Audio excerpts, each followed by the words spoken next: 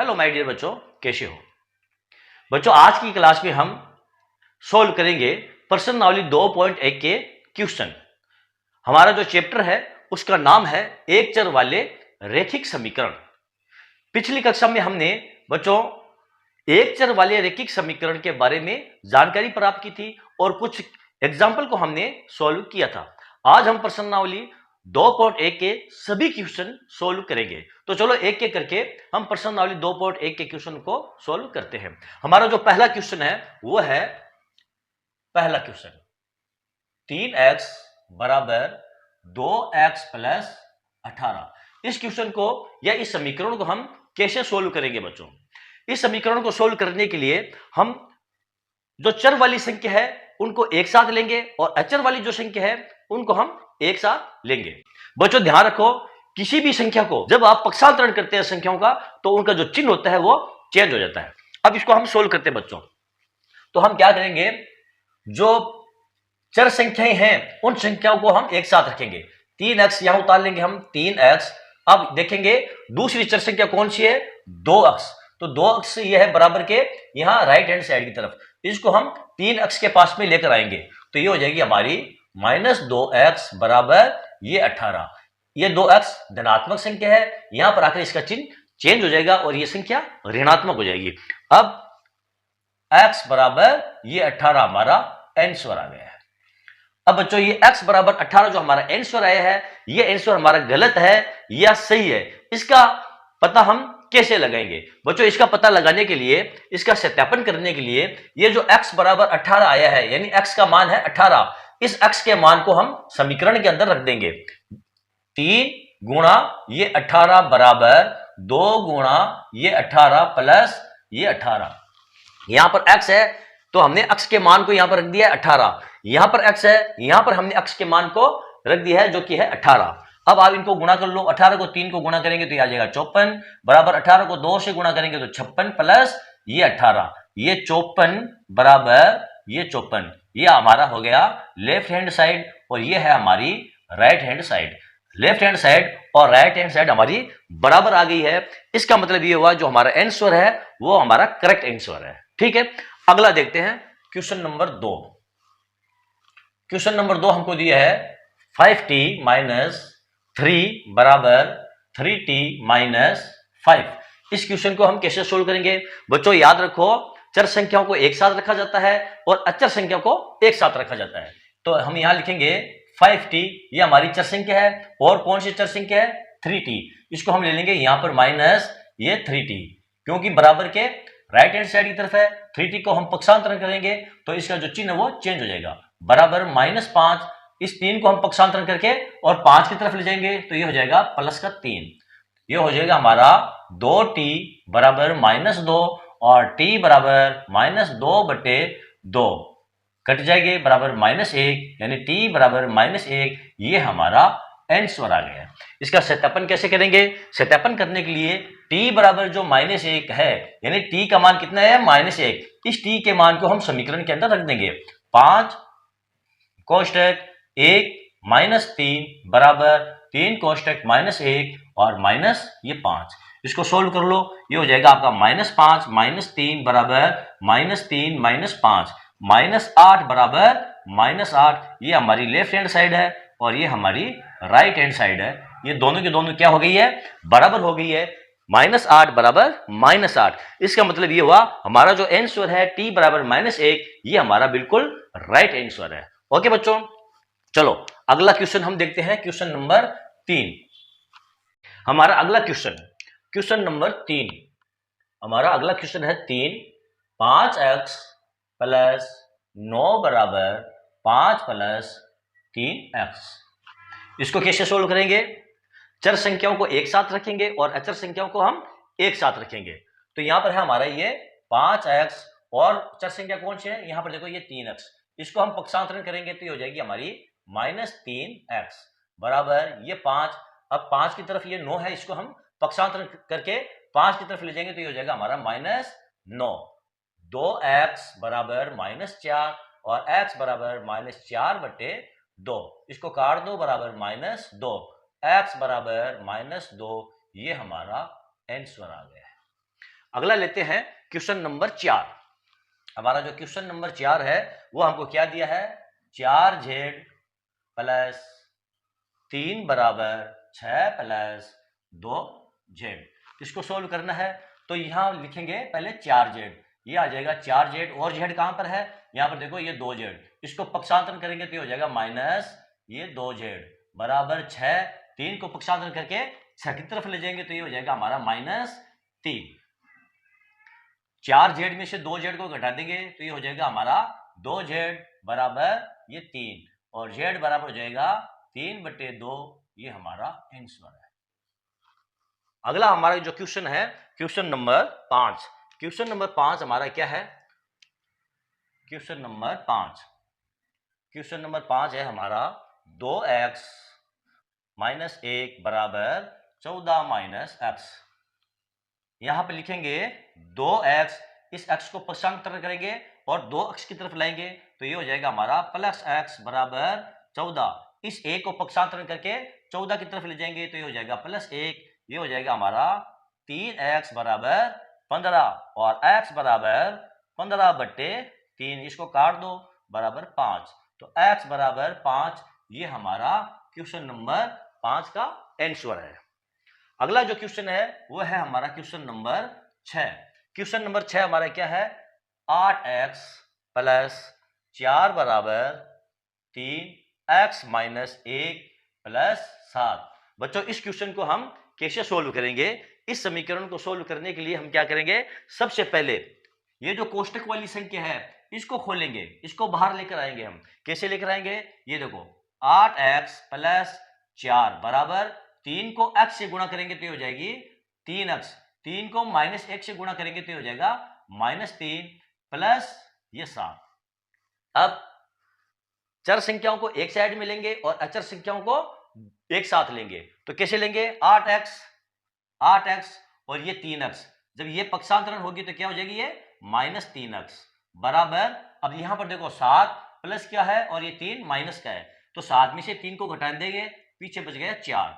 अब ये 4 है, इसको पक्षांतरण करके और बराबर में ले जाएंगे तो ये हो जाएगा -4, ये हो जाएगा आपका 5x बराबर 0 और x बराबर 0/5 बराबर ये 0 हमारा आंसर है। क्या आया हमारा आंसर, x बराबर ये 0 हमारा आंसर है। ये हमारा क्वेश्चन नंबर जो 6 है ये भी सोल्व हो चुका है, ये सोल्व हो गया है 5 और ये 4, ये सोल्व हो चुका है। अब हमारा जो क्वेश्चन नंबर है वो है 7। चलो क्वेश्चन नंबर 7 को हम देखते हैं। हमारा अगला क्वेश्चन है क्वेश्चन नंबर 7। क्वेश्चन नंबर 7 है x बराबर 4/5 x प्लस ये 10, इसको सोल्व करना है। तो कैसे सोल्व करेंगे इसको, सबसे पहले ये जो कोष्टक है इसको खोलेंगे, तो इसको खोलेंगे तो क्या आ जाएगा, x बराबर 4 को x से गुणा करेंगे तो ये हो जाएगा 4x, 4 को 10 से गुणा करेंगे तो ये हो जाएगा 40/5। अब क्या करेंगे बच्चों, समीकरण को जब सोल्व करते हैं उसका एक रूल्स है, जब बट्टे वाली संख्या यानी भाग वाली संख्या का हम पक्षांतरण करते हैं तो वो दूसरी साइड में जाकर के और वो गुणे में चेंज हो जाती है। अब यहां पर देखो ये जो 5 है ये भाग में है, इधर आएगी तो ये क्या हो जाएगी, x के गुणा में बदल जाएगी, तो ये हो जाएगा x गुणा 5 बराबर 4x प्लस 40। 5 को x से गुणा करेंगे तो ये हो जाएगा हमारा 5x बराबर 4x प्लस ये 40। पक्षांतरण करेंगे 5x माइनस 4x बराबर ये 40 और x बराबर ये 40 हमारा आंसर आ गए हैं। क्वेश्चन नंबर 7 का आंसर क्या है, x बराबर 40। ये क्वेश्चन नंबर 7 हमारा सोल्व हो चुका है। क्वेश्चन नंबर 8,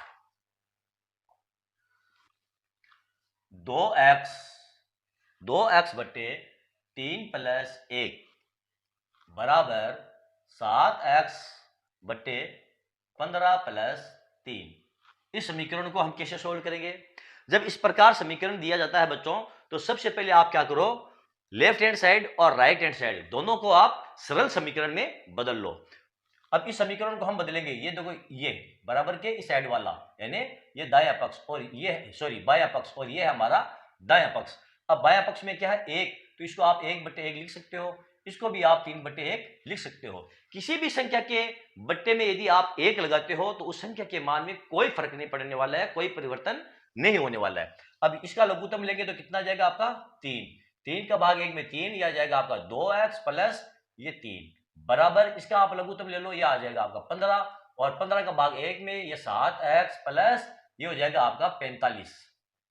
ठीक, अब इस 3 से इस 5 को आप काट दो, ये हो जाएगा 5। 5 को और 2 से गुणा कर लो, ये हो जाएगा आपका 10x प्लस ये 15 बराबर 7x प्लस ये 45। अब ये हमारा जो समीकरण है ये सरल हो चुका है। अब क्या करेंगे, अब चर संख्याओं को एक साथ लेंगे और अचर संख्याओं को हम एक साथ ले लेंगे। तो यहाँ पर चर संख्या कौन सी है 10x और दूसरी चर संख्या है 7x, इसको पक्षांतरण करेंगे तो ये हो जाएगा -7x बराबर 45। 15 को पक्षांतरण करेंगे ये हो जाएगा -15। ये हो जाएगा आपका 3x बराबर ये 30 और x बराबर आ जाएगा आपका 30/3, इसको काट दो बराबर 10, यानी x बराबर 10। ये आपका आंसर है। हमारा जो क्वेश्चन नंबर 8 है उसका आंसर क्या है, x बराबर 10। अब बच्चों हमें यह पता करना है कि हमारा जो आंसर आया है वो सही है या नहीं है, तो इसके लिए हमें इसका सत्यापन करना पड़ता है। सत्यापन करने के लिए ये जो x का मान है x बराबर 10, इस x बराबर 10 को आप इस समीकरण के अंदर आप इस मान को रख लो। तो बच्चों आप इस मान को रख कर और कमेंट बॉक्स में बताना हमारा ये आंसर है ये सही है या गलत है, इसका सत्यापन करना आप। ठीक है बच्चों, अगला जो हमारा क्वेश्चन है वो है क्वेश्चन नंबर 9। अगला क्वेश्चन है वो है 2y, 9 नंबर क्वेश्चन क्या है, 2y प्लस 5/3 बराबर 26/3 माइनस ये y। इसका क्या करेंगे, लघुत्तम लेंगे, यहाँ बट्टे में 1 लगा देंगे, यहाँ पर भी बट्टे में 1 लगा देंगे। इसका लघुत्तम लेंगे तो ये आ जाएगा हमारा 3, 1 का भाग 3 में देंगे, ये हो जाएगा 2y प्लस ये 6y प्लस 5 बराबर ये आ जाएगा आपका लघुत्तम 3, ये आ जाएगा 26 माइनस 3y। इस 3 से इस 3 को आप काट दो, पीछे बच गया आपका 6y प्लस 5 बराबर 26 माइनस 3y। अब ये समीकरण आपका सरल हो चुका है बच्चों। अब क्या करेंगे, अब हम इसका पक्षांतरण करेंगे। पक्षांतरण कैसे करेंगे, ये 6y तो आप लिख लो यहाँ पर 6y, ये माइनस का 3y है, ये हो जाएगा आपका प्लस का 3y बराबर ये 26, ये प्लस का 5 है, इधर जाएगा तो ये हो जाएगा माइनस का 5, ये हो जाएगा 9y बराबर ये 21 और y बराबर 21/9। इसको छोटे रूप में कर लो तो ये कितने हो जाएगा आपका 7/3, यानी y का मान हमारा है वह है 7/3। ये हमारा आंसर है। हमारे क्वेश्चन नंबर जो 9 है वो भी सोल्व हो चुका है बच्चों, इसका भी आप सत्यापन करके और देखना। क्वेश्चन नंबर 10, क्वेश्चन नंबर 10 को हम कैसे सोल्व करेंगे, क्वेश्चन नंबर 10 है वो है हमारा 3m बराबर 5m माइनस 8/5। कैसे सोल्व करेंगे, ये हो जाएगा 3m बराबर 5 के बट्टे में आप 1 लगा लो, उससे कोई फर्क पड़ने वाला नहीं है। इसका लघुत्तम ले लो, ये हो जाएगा 5 और ये हो जाएगा आपका 25m माइनस 8। अब ये जो 5 है ये बट्टे वाला 5, इसका हम पक्षांतरण करेंगे तो इधर आगे क्या हो जाएगा, ये हो जाएगा 3m गुणा 5 बराबर 25m माइनस ये 8, यानी ये भाग में है संख्या। जब इसको पक्षांतरण करेंगे तो ये किस में आ जाएगी, ये गुणे में आ जाएगी, 3m से इसका गुणा हो जाएगा तो ये हो जाएगा हमारा 15m बराबर 25m माइनस 8। अब 25m को हम पक्षांतरण करेंगे तो ये हो जाएगा 15m माइनस ये 25m बराबर -8।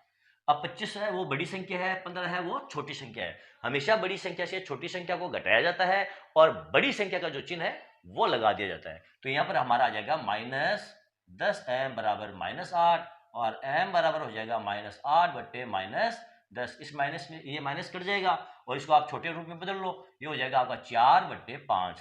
तो m बराबर हो गया 4/5, ये हमारा आंसर। और इसी के साथ हमारे 10 के 10 जो क्वेश्चन है वो हमने सॉल्व कर लिए हैं। तो बच्चों आज की क्लास आपको कैसी लगी कमेंट करके आप जरूर बताना। बच्चों यदि आपको मेरा ये वीडियो अच्छा लगा है तो मैं हमेशा की तरह आपसे यही कहूंगा, आप इसे लाइक कीजिए, शेयर कीजिए और मेरे चैनल को आप सब्सक्राइब कीजिए। बच्चों मिलते हैं अगले दिन, यानी कि कल। अगले जो हमारी प्रश्नावली है 2.2 उनके क्वेश्चन हम कल सोल्व करेंगे इसी वक्त रात को 8 बजे। ठीक है बच्चों, तो चलो बच्चों मिलते हैं कल रात को 8 बजे। तब तक के लिए मैं आपसे विदा लेता हूं। धन्यवाद।